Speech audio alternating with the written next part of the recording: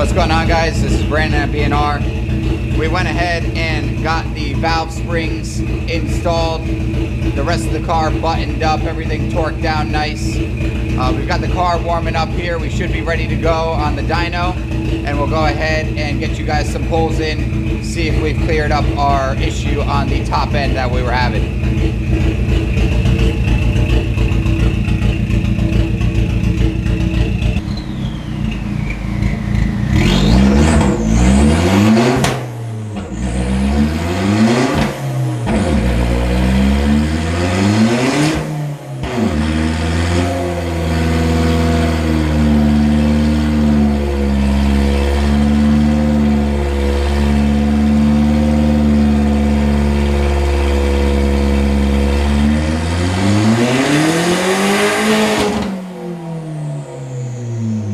Alright guys, so we just wrapped up with that first pull there with the new valve springs installed. Car revved out really nice throughout the power band. We were able to get over 6,000 RPM. It does not look like we're floating the valves anymore. We're going to go ahead and do one more run just to confirm everything and make sure the car is running right. And then we'll go ahead and probably turn things up a little bit more.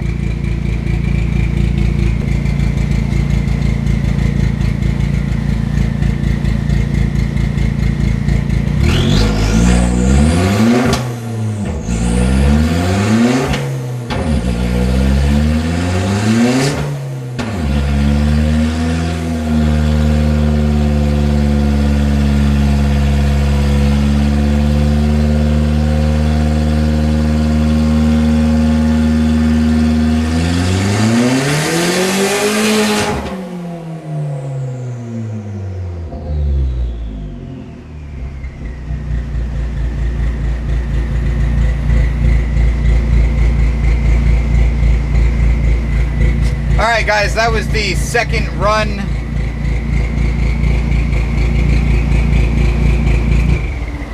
Second run completed there. We did 204 horsepower on that first run and 206 on the second run. The car is revving out past 6,000 RPM, no problem. We are not floating the valves anymore. Everything sounds really clean on this now.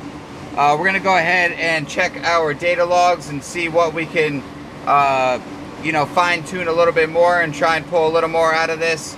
Again, we still are on the stock turbo and whatnot as well. So we'll go ahead and check things out on our side, see if we can't turn it up a bit more.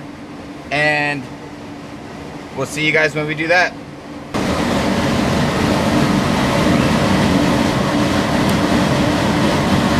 Showed you guys the two pulls we did with the valve springs. We're able to rev it out and get the RPMs that we want.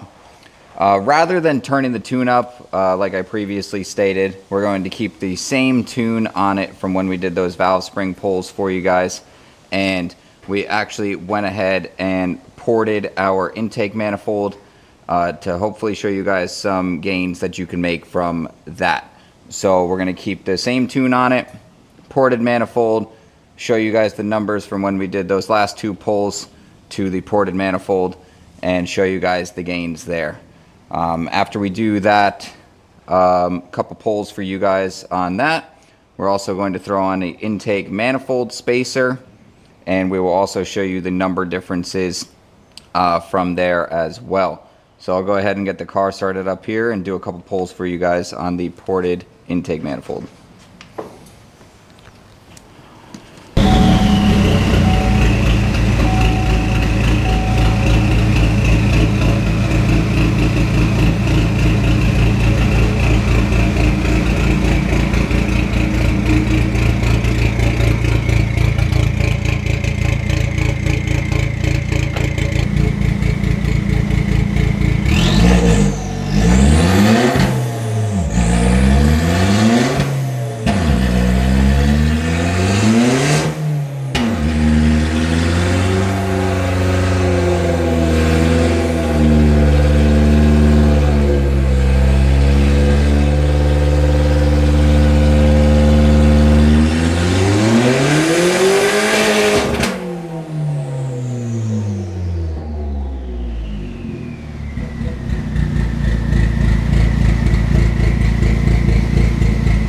Alright guys, so as you can see right there, compared to our previous run of 206 horsepower, we've gained right around what looks to be 10 horsepower just from that ported manifold.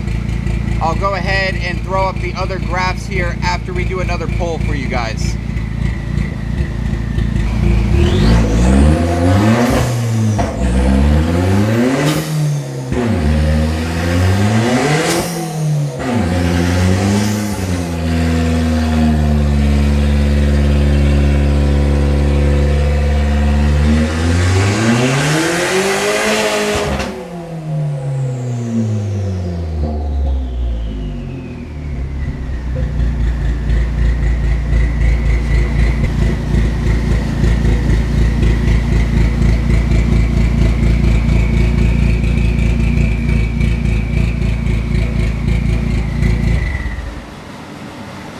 Alright guys, so that wraps up that second pull for you on the ported manifold.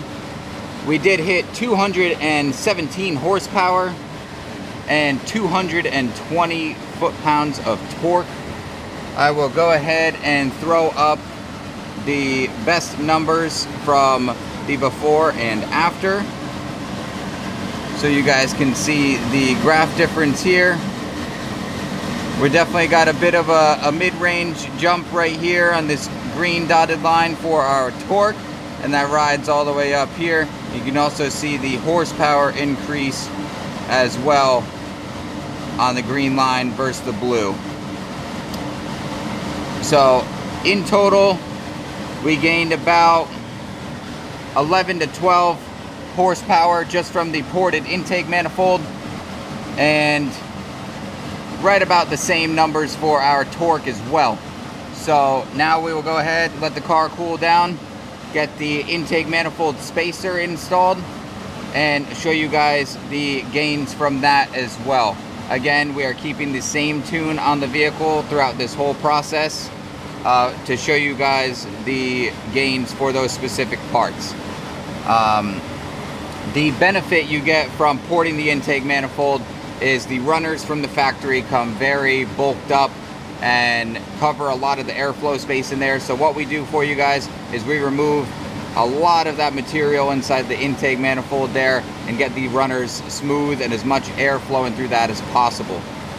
So with that being said, we'll go ahead and get that part installed for you guys and see you on the next runs.